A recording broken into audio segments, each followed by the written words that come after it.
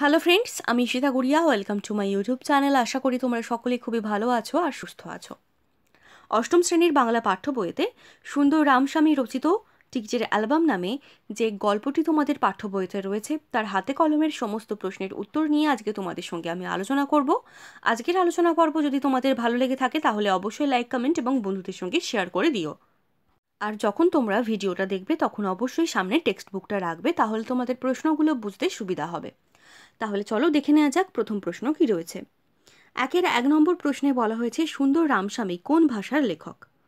সুন্দর রামস্বামী তামিল ভাষার লেখক। 2 নম্বর প্রশ্ন, তিনি কোন ছদ্মনামে লিখতেন? সুন্দর রামস্বামী পদুবিয়া ছদ্মনামে লিখতেন। এরপর 2 দাগে বলা হয়েছে নিচের প্রশ্নগুলির একটি বাক্যে উত্তর দাও। 1 নম্বর প্রশ্ন, টিকিটের অ্যালবাম গল্পের লেখককে? টিকিটের অ্যালবাম গল্পের লেখক সুন্দর রামস্বামী। 2 নম্বর প্রশ্ন, মূল গল্পটি কোন ভাষায় রচিত? মূল গল্পটি তামিল ভাষায় রচিত।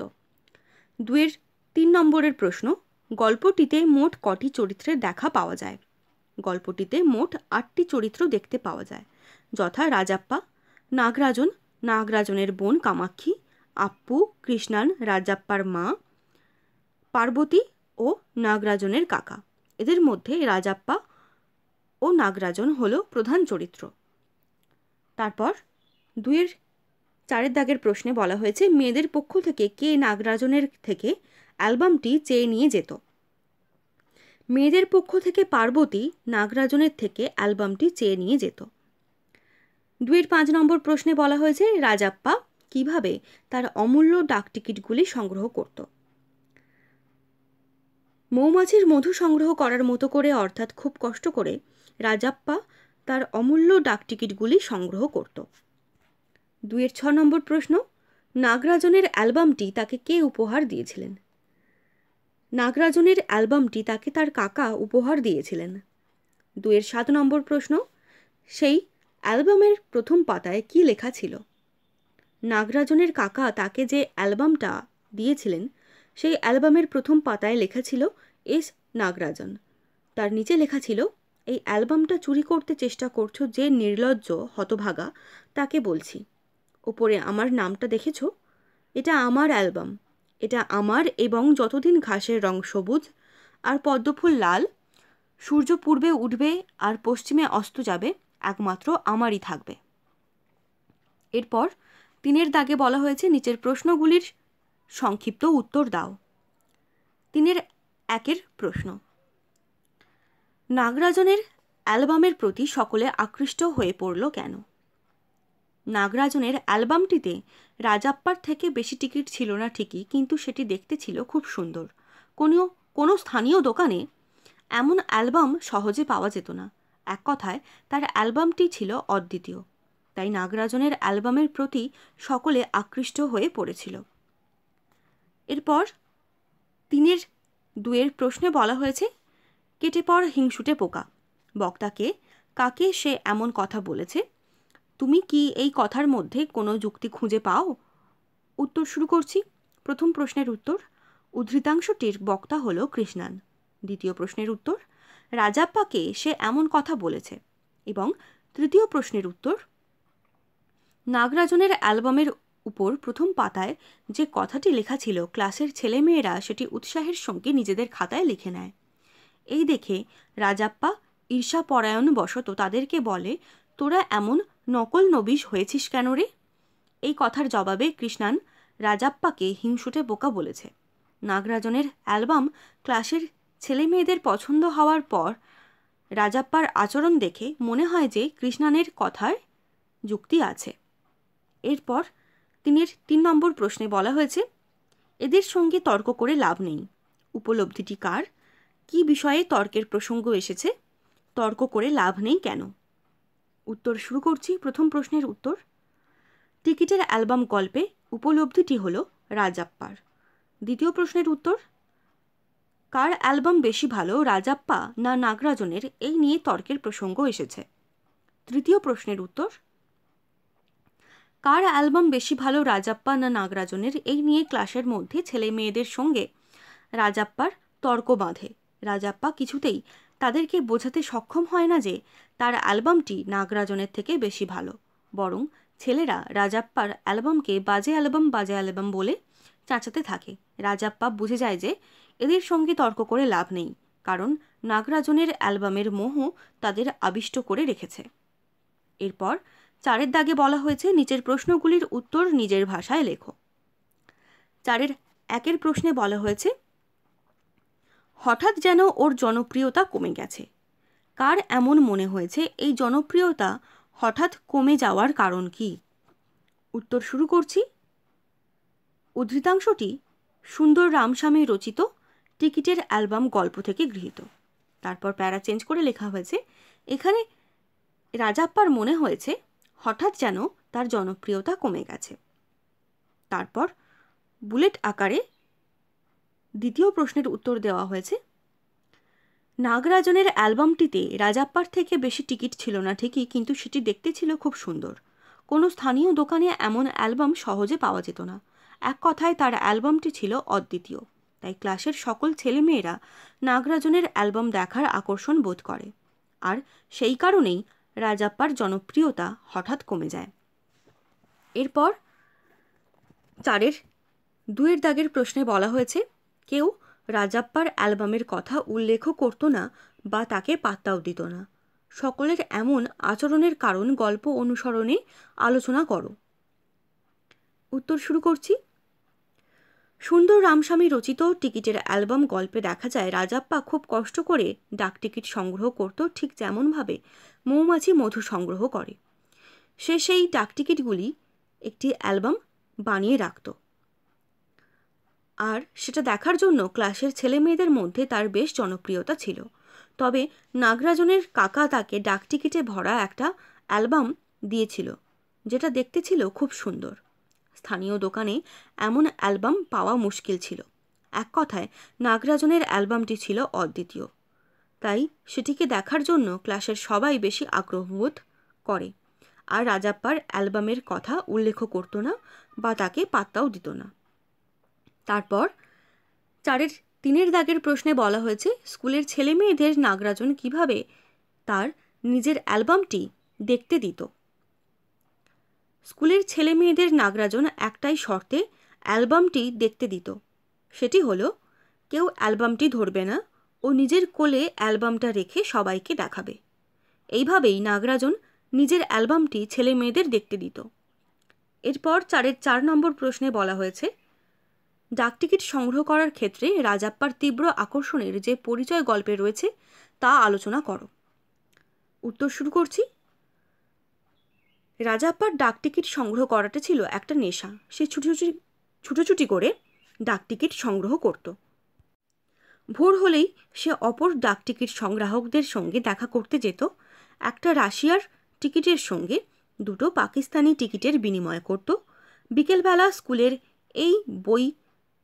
সব বই এক কোণে ধূপ করে রেখে প্যান্টের পকেটে জলখাবার নিয়ে 1 কাপ কফি খেয়ে বেরিয়ে পড়ত ডাকটিকিটের সন্ধানে। যেমন করে মৌমাছিরা মধু সংগ্রহ করে ঠিক তেমনভাবেই অতি কষ্টে রাজাপ্পা ডাকটিকিট সংগ্রহ করত। ডাকটিকিট সংগ্রহ করার ক্ষেত্রে রাজাপ্পার এই রকম তীব্র আকর্ষণের পরিচয় আমরা গল্পে পাই। এরপর 4 5 নম্বর প্রশ্নে বলা হয়েছে চোরা দৃষ্টিতে অ্যালবামটা দেখত। সেই চোরা দৃষ্টিতে দেখা অ্যালবামটির কোন বিশেষত্বের কথা গল্পে রয়েছে। উত্তর শুরু করছি। উদ্ধৃতাংশটি সুন্দর রামস্বামী রচিত টিকিটের অ্যালবাম গল্প থেকে গৃহীত। তারপর প্যারা চেঞ্জ করে লেখা হয়েছে রাজাপ্পা চোরা দৃষ্টিতে অ্যালবামটির যে বিশেষত্ব দেখেছিল তা হলো নাগরাজনের অ্যালবামটা দেখতে ছিল অপরূপ সুন্দর। কোনো স্থানীয় দোকানে এমন অ্যালবাম সহজে পাওয়া যেত না। এক কথায় তার অ্যালবামটি ছিল অদ্বিতীয়। তারপর 4 6 দাগের প্রশ্নে বলা হয়েছে নাগরাজনের প্রতি রাজাপ্পা কিভাবে ক্রমশ ঈর্ষান্বিত হয়ে পড়েছিল। উত্তর শুরু করছি। রাজাপ্পার ডাকটিকিট সংগ্রহ করাটা ছিল একটা নেশা। সে ছুটোছুটি করে ডাকটিকিট সংগ্রহ করত। যেমন করে মৌমাছিরা মধু সংগ্রহ করে ঠিক তেমনভাবেই অতি কষ্টে রাজাপ্পা ডাকটিকিট সংগ্রহ করত। কিন্তু নাগরাজনের কাকা সিঙ্গাপুর থেকে একটি ডাকটিকিটের অ্যালবাম তাকে পাঠিয়েছিলেন। নাগরাজনের অ্যালবামটা দেখতে ছিল অপরূপ সুন্দর। কোনো স্থানীয় দোকানে এমন অ্যালবাম সহজে পাওয়া যেত না। এক কথায় তার অ্যালবামটি ছিল অদ্বিতীয়। তাই স্কুলের ছেলেমেয়েরা নাগরাজনের অ্যালবাম দেখার জন্য আকর্ষণ বোধ করে। হঠাৎ করে যেন স্কুলের রাজাপ্পার জনপ্রিয়তা কমে যায়। এমনকি কেউ রাজাপ্পার অ্যালবামের কথা উল্লেখও করতো না আর তাকে পাত্তাও দিত না। সেই কারণেই নাগরাজনের প্রতি রাজাপ্পা ক্রমশ ঈর্ষান্বিত হয়ে পড়েছিল। এরপর 4-এর 7-এর দাগের প্রশ্নে বলা হয়েছে, সন্ধ্যাবেলা রাজাপ্পা নাগরাজনের বাড়ি গেল। কোন উদ্দেশ্য নিয়ে রাজাপ্পা নাগরাজনের বাড়িতে গিয়েছিল, এর মধ্যে দিয়ে তার চরিত্রের কোন দিকটি ধরা পড়ে? উত্তর শুরু করছি। প্রথম প্রশ্নের উত্তর, টিকিটের অ্যালবাম গল্পে রাজাপ্পা কম দামি টিকিটের বিনিময়ে দামি টিকিটগুলি নেওয়ার উদ্দেশ্যে নাগরাজনের বাড়ি গিয়েছিল। রাজাপ্পা ভেবেছিল যে নাগরাজন অনভিজ্ঞ ব্যক্তি, তাই সে অনায়াসেই নাগরাজনের টিকিটগুলি হাতিয়ে নিতে পারবে। এরপর প্যারা চেঞ্জ করে দ্বিতীয় প্রশ্নের উত্তর দেওয়া হয়েছে। এখানে রাজাপ্পার মানুষকে ঠকানোর মনোভাব প্রকাশিত হয়েছে। সে নাগরাজনকে অনভিজ্ঞ ব্যক্তি ভেবে প্রতারিত করতে চেয়েছে, যা একেবারেই উচিত কাজ নয়। এরপর 4-এর 8-এর দাগের প্রশ্নে বলা হয়েছে, রাজাপ্পার চোখ জলে ভরে গেল। কোন পরিস্থিতিতে রাজাপ্পার চোখ জলে ভরে উঠল? উত্তর শুরু করছি। টিকিটের অ্যালবাম গল্পে রাজাপ্পা নাগরাজনের টিকিটের অ্যালবামটি তাদের বাড়ি থেকে চুরি করে আনে।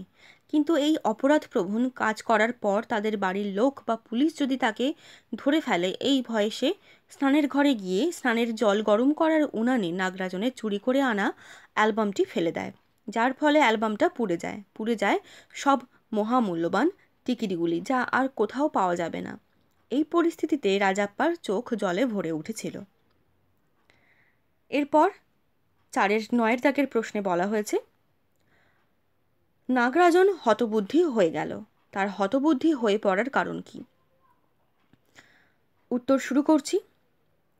টিকিটের অ্যালবাম গল্পে রাজাপ্পা নাগরাজনের বাড়ি যায় এবং সেখান থেকে নাগরাজনের অনুপস্থিতিতে তার টিকিটের অ্যালবামটি চুরি করে নিয়ে চলে যায়। কিন্তু বাড়ির লোক ও পুলিশ যদি জানতে পারে, এই ভয়ে সে নাগরাজনের ডাকটিকিটের অ্যালবামটি পুড়িয়ে ফেলে। তবে এই কাজের জন্য সে তীব্র অনুশোচনা বোধ করে। নাগরাজন রাজাপ্পার বাড়ি গিয়ে তার অ্যালবাম হারিয়ে যাওয়ার কথা জানিয়ে কাঁদতে থাকে। এইদিকে রাজাপ্পাও বুঝতে পারে যে সে যা করেছে ভুল করেছে। তাই নিজের ভুল শুধরে নেওয়ার জন্য রাজাপ্পা নিজের কষ্ট করে সংগ্রহ করা ডাকটিকিটের অ্যালবামটি নাগরাজনকে দিয়ে দেয় এবং জানায় যে সে আর এই অ্যালবাম ফেরত নেবে না। রাজাপ্পার এই কথা শুনে নাগরাজন হতবুদ্ধি হয়ে পড়েছিল। এরপর 4-এর 10-এর দাগের প্রশ্নে বলা হয়েছে, কৃতকর্মের জন্য অনুশোচনার আগুনে দগ্ধ হয়েই টিকিটের অ্যালবাম গল্পে রাজাপ্পার আত্মশুদ্ধি ঘটেছে। গল্পের ঘটনা বিশ্লেষণ করে উদ্ধৃতিটির যথার্থতা প্রতিপন্ন করো। উত্তর শুরু করছি। সুন্দর রামস্বামী রচিত টিকিটের অ্যালবাম গল্পে দেখা যায় রাজাপ্পার নেশা ছিল ডাকটিকিট সংগ্রহ করে অ্যালবাম তৈরি করে রাখা। আর সেই অ্যালবাম দেখার জন্য স্কুলের ছেলে মেয়েদের মধ্যে তার বেশ জনপ্রিয়তাও ছিল।